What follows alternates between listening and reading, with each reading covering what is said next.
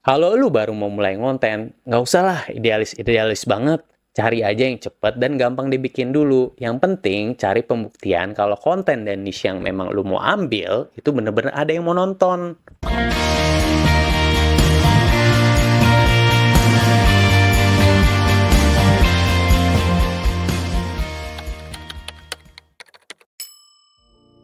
Hari ini semangat posting video, besoknya ogah-ogahan. Hari ini lihat konten orang tembus 1 juta views, langsung semangat lagi posting.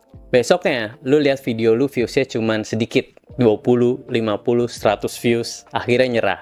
Terus mikir, udah capek ngonten, nggak ada hasilnya juga, buang-buang waktu aja lah, mendingan gue kerja yang jelas-jelas aja. Kalau lu baru-baru mulai ngonten, gue yakin hal-hal tadi nih sering banget lu rasain. Karena jujur aja, gue juga beberapa kali sempet pengen nyerah di dalam dunia perkontenan. Orang pikir ngonten itu cuma sekedar bikin dan posting video aja, tapi kenyataannya banyak banget proses yang harus kita lakuin sampai jadi ini satu video. Hai, gue Randy dari channel Muda Bebas Keuangan. Hari ini gue akan terang-terangan ngejabarin bener-bener mulai dari awal perjalanan gue bikin YouTube channel termasuk suka dukanya dan gimana cara serta strategi inti yang gue pakai untuk ngebuat channel ini bertumbuh bener-bener dari nol sampai punya hampir 200.000 subscriber cuman dalam waktu 6 bulan aja. Sepanjang video, gue juga akan sharing-sharing tips and trick yang bekerja di channel YouTube gue, yang mungkin bisa lu contoh dan terapkan sebagai YouTuber pemula. Siap ya? Saran gue dari awal, jangan lupa like and subscribe sebelum video ini ketumpuk, dan supaya lu bisa terus dapat update berita dan sharing-sharing, serta tips seputar keuangan, bisnis, dan investasi yang gue yakin bisa sangat bermanfaat untuk lo yang baru mau mulai bikin channel YouTube. Pada bagian pertama, gue akan ngebahas why atau kenapa lo harus mulai bikin channel YouTube hari ini. Pada bagian kedua, gue akan masuk ke what and how atau apa dan bagaimana langkah-langkah step by step yang gue lakukan sampai akhirnya channel ini bisa mencapai subscriber lebih dari 200.000. Pada bagian ketiga, gue juga akan cerita tentang personal journey atau perjalanan pribadi dalam merintis profesi ini sebagai seorang digital creator, yang akhirnya membuat gue sangat-sangat bersyukur untuk berani mulai konten. Dan di bagian akhir, gue akan share ke lu 5 kesalahan utama yang pernah gue lakukan waktu gue dulu baru mulai channel ini, yang harapannya bisa sangat bermanfaat untuk lu, khususnya kalau lu emang bener-bener baru mulai jadi YouTuber. So, let's do this. Bagian pertama, why?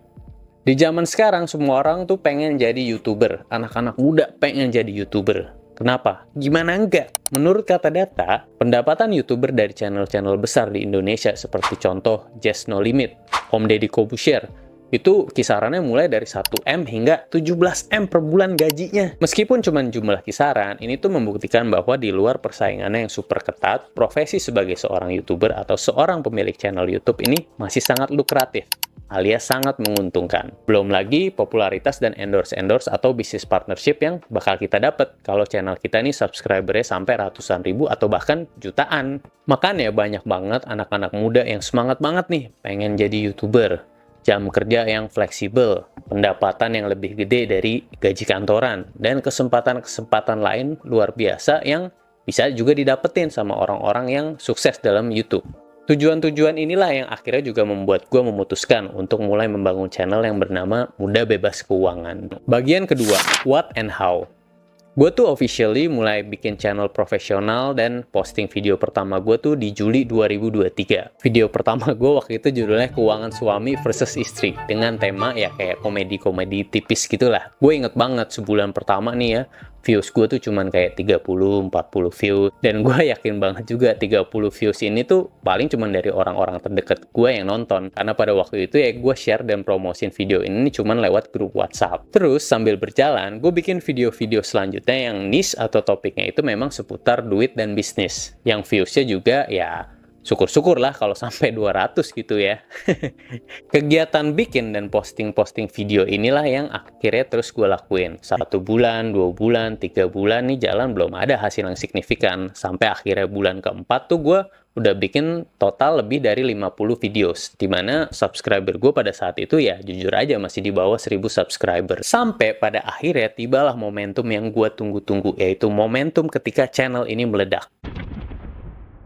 Pada bulan kelima, Desember 2023 nih, dari yang biasanya gue cuma dapat 80-an subscribers gitu ya per bulan, tiba-tiba dari Desember 2023 ke Januari 2024, gue tuh dapet total 110.000 subscribers cuman dalam waktu kurang dari sebulan. Pada waktu itu ya jujur juga ada beberapa konten utama viral yang menyumbang porsi views dan subscriber terbesar di dalam channel ini. Dan dari momen inilah hidup gue mulai berubah. Bagian ketiga, personal journey.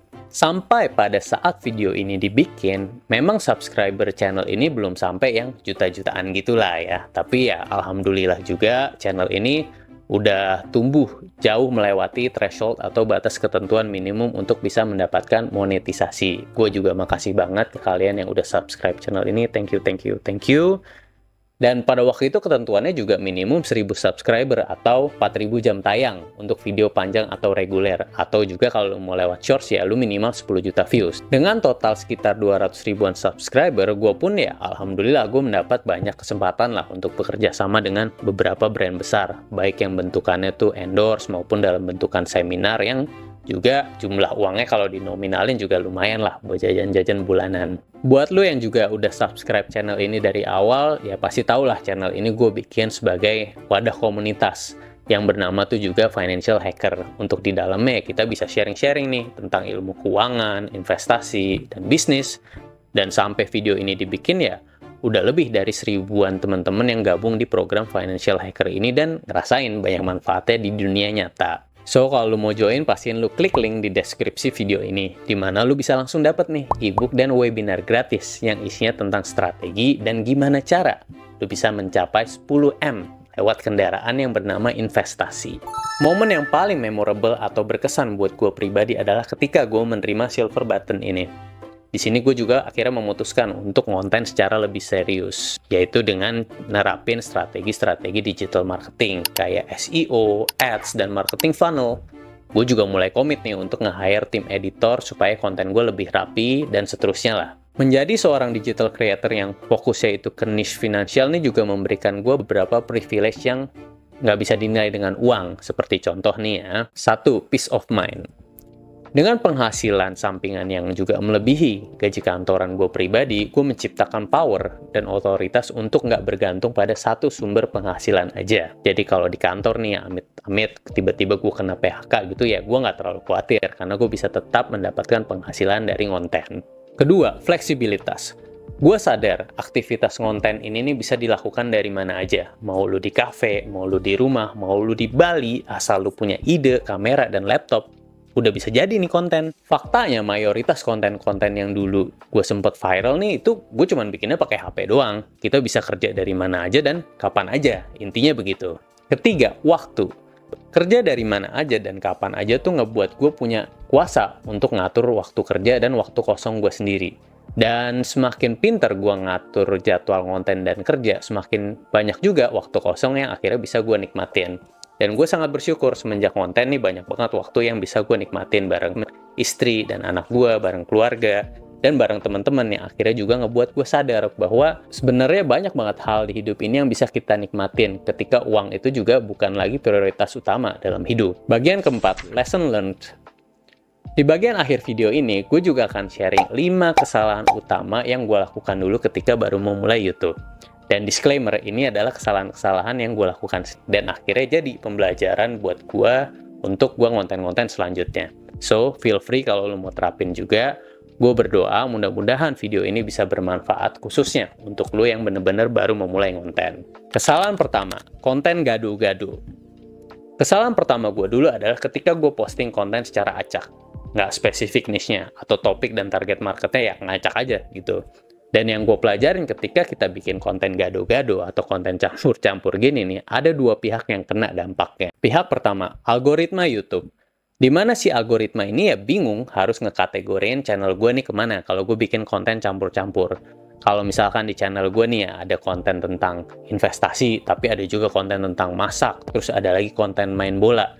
Kalau lu jadi si YouTube nih ya, kira-kira lu bakal kategorin channel gue nih ke niche yang mana nih? Kita tahu algoritma YouTube nih sangat penting supaya konten-konten kita nih bisa diformulasi supaya bisa viral ketika semua persyaratannya tercapai. Pihak kedua, subscriber dan calon subscriber. Kalau lu subscribe channel ini, gue yakin semenjak awal juga lu pasti expect gue akan upload video yang berbau investasi, keuangan, atau bisnis, kayak yang tadi gue bilang. Kalau tiba-tiba konten gue nyebrang nih, misalnya ngomongin kisah-kisah misteri, gue yakin kemungkinan lu untuk unsubscribe channel ini ya cukup besar juga. Intinya adalah relevansi. Super fokus ke niche yang memang lu pilih. Kesalahan kedua, nggak ngelakuin ATM. ATM itu singkatan dari amati, tiru, dan modifikasi. Gue percaya semua hal atau semua konten yang ada sekarang ini nih nggak ada yang orisinil alias ya ciplakan semua. Ibarat lu beli sepatu, ada yang original, ada juga yang KW super. Apalagi kalau hubungannya sama konten atau bidang informasi ya, itu menurut gue nggak ada yang namanya konten orisinil. Misal sekarang nih ya, lu nonton video yang lagi viral. Gue yakin tuh konten itu tuh ngambil dari referensi, dari sumber-sumber lain yang kemudian dia tweak dikit, dia rubah-rubah sedikit, dimodifikasi entah dari berbagai referensi buku yang memang dia baca, atau film, atau sumber referensi lainnya yang kemudian juga dia sesuaiin. Kalau lu baru mau mulai ngonten, nggak usah lah idealis banget. Cari aja yang cepat dan gampang dibikin dulu. Yang penting, cari pembuktian kalau konten dan niche yang memang lu mau ambil, itu bener-bener ada yang mau nonton. Boleh kok lu lihat-lihat konten lain yang lagi viral, apa aja topiknya, apa isi kontennya, style ngomongnya kayak gimana, baru setelahnya lu modif-modif.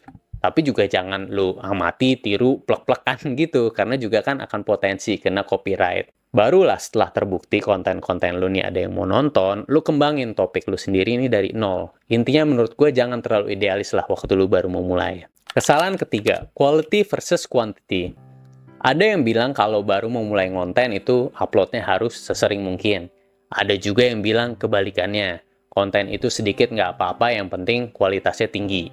Mana yang benar? Menurut gue, dua-duanya benar kalau digunakan sesuai kondisinya masing-masing. Dalam case gue dan cara yang bekerja untuk gue, di awal gue mulai dulu nih, gue fokus ke kuantitas. Gue upload shorts video sebanyak-banyaknya dengan kualitas ya cukup aja gitu. Nggak bagus-bagus banget, juga nggak jelek-jelek banget. Fokus gue dulu yang penting tuh konten di shorts gue ini nih informatif dan bisa langsung diterapin sama orang-orang yang nonton dan subscribe channel ini. Barulah rencana gue setelah ini nih gue akan fokus ke video-video reguler atau panjang yang memang berkualitas. Jadi kita lihat aja nih ya. Kenapa begitu juga? Karena pada waktu itu shorts ini lagi di-boost banget algoritmanya sama si YouTube. Dan bisa lebih gampang viral dibanding video-video panjang atau reguler sebutannya. Yang akan cukup menantang nantinya ketika lu nerapin strategi adalah gimana cara lu bisa mentransisi subscriber channel lu yang biasa nih nonton short-short pendek 1 menit gitu ya. Jadi nonton video-video panjang yang sampai tuh 10-15 menitan. Kesalahan 4, kehilangan momentum viral. Waktu awal Januari 2024, gue ada 2 winning konten yang jadi penyebab utama channel gue sempet viral. Bahkan sampai saat itu ya, ada yang sampai 10 juta views lebih. Di saat ini nih gue bener-bener sadar bahwa gue harus bisa take advantage dari momentum itu. Dan akhirnya gue ngotot nih gimana caranya gue bisa posting konten nih 2-3 kali lipat lebih banyak daripada biasanya. Karena begitu satu konten viral, orang-orang yang nonton itu udah pasti akan ikut ngecekin video-video lain di channel lu. Makanya penting, selain lu harus bangun portofolio dengan upload video nih sesering mungkin semenjak lu awal ngonten, lu juga harus bisa manfaatin momentum yang memang lagi berjalan, mumpung momentumnya lagi ada. Karena bisa aja lu cuman punya momentum ini nih 1-2 momen penentu selama lu berkonten. Kalau lu mager-mageran di saat momentumnya lagi muncul ya, jangan heran kalau konten lu juga nggak nongol-nongol gitu, nggak viral-viral. Kesalahan kelima, konten bolong-bolong. Ini kesalahan yang sering banget dilakuin oleh orang-orang yang baru memulai ngonten. Termasuk gue dulu, kontennya bolong-bolong. Seminggu semangat ngonten, seminggu lagi nggak ngonten, minggu depan ketemu motivasi, terus mau ngonten lagi, minggu depannya bolong lagi, gitu aja terus. Jujur ya, orang itu ngelihat kita bikin konten itu, mereka mikir itu sesuatu yang gampang. Apa sih susahnya Ren? Kan lu tinggal nyari ide, scripting, terus lu take video, lu edit sana-sini, jadi deh tinggal lu posting. Ya di sini gue juga nggak mau nyari simpati dari semua orang gitu ya, dari lu. Tapi gue cuma pengen ngomong apa fakta yang memang sebenarnya gue alamin dulu. Pengorbanan paling besar yang pernah gue lakukan sebagai seorang digital creator ini adalah ketika gue harus bisa mengesampingkan apapun. Gue ulangin ya, apapun demi supaya konten gue nih bisa ke-upload. Bukan hal yang aneh kalau lu harus begadang sampai jam 2 malam cuman demi syuting atau editing video. Nah, by the way, ini gue juga lagi syuting nih jam 2 malam nih, kebetulan nih, jam 1-2 malam lah nih sekarang nih, kira-kira. Bukan hal yang aneh juga kalau lu harus ngebatalin janjian, pergi sama istri, keluarga, dan sahabat-sahabat lu demi supaya konten lu siap tayang. Bukan hal yang aneh juga ketika lu harus kelihatan fit nih di depan kamera ketika lu lagi live webinar atau interview sama brand. Bulan lalu, gue ketemu sama temen deket gue nih yang memang ikutin perjalanan konten gue semenjak 2022. Dimana orang ini nih memang sempet banget ngeraguin gue gitu ya. Dan dia ngomong kayak gini nih kemarin. Akhirnya ya Ren, hasil lu nggak mengkhianati kerja keras lu. Ternyata bener ya Ren, gampang ya. Ternyata tinggal harus konsisten aja. Asal lu disiplin dan terus-terusan upload, pasti bisa lah subscribernya banyak kayak lu kayak gitu. Ya, ada benernya, tapi emang lu pikir konsisten nyari ide, produksi, ngedit, posting, review, dan lain-lainnya itu gampang? Tapi anyway, gue juga bersyukur juga, walaupun channel ini nih masih merintis, paling nggak gue bisa membuktikan ke diri gue sendiri bahwa apa yang gue lakuin memang ada proses dan hasilnya. Jadi saran gue, poin gue adalah, kalau next time ada temen atau bahkan keluarga lu nih yang memang nggak yakin dan underestimate apa yang lagi mau lakuin, jangan dengerin. Percaya sama yang lu lakuin, percaya sama insting lu, percaya sama diri lu sendiri. Karena siapa lagi yang mau percaya sama diri lu sendiri kalau bukan lu sendiri? Bagian terakhir, conclusion. So far, itu beberapa sharing dan pengalaman yang bisa gue kasih di video ini. Dan gue bener-bener pengen banget lu perhatiin kalimat gue setelah ini. Bikin konten yang niche-nya sesuai dengan passion lu nih sangat-sangat penting. Kenapa? Karena ketika lu emang passionate dan suka banget sama topik-topik yang lu share, lu akan punya fuel atau sumber energi, sumber semangat, sumber bahan bakar untuk konten yang nggak akan ada habisnya. Ketika gue baru mulai konten dulu, tujuan utama gue ya, gue jujur aja bukan ngejar duit gitu ya, apalagi ngejar endorsan, nggak kepikiran lah sama gue lah kayak gitu. Tapi juga gue bohong lah kalau gue nggak nargetin bisa dapat duit dari konten. Tapi jujur aja itu bukan tujuan utama waktu gue baru mulai dulu. Tujuan awal gue konten adalah supaya gue punya aset-aset video, rangkuman, summary gue pribadi yang nanti bisa gue tonton untuk pelajarin lagi. Atau bisa juga gue warisin pengetahuannya ke anak gue. Satu, supaya gue bener-bener paham apa yang gue omongin. Karena dengan bikin konten, video, ya jujur aja gue juga dipaksa untuk belajar dan ngerangkum dengan bahasa gue sendiri. Dan kedua, supaya kalau ada orang nanya materi atau penjelasan tentang keuangan ke gue gitu ya gue tinggal bilang aja, lu nonton deh video gue yang ini. Gampang kan?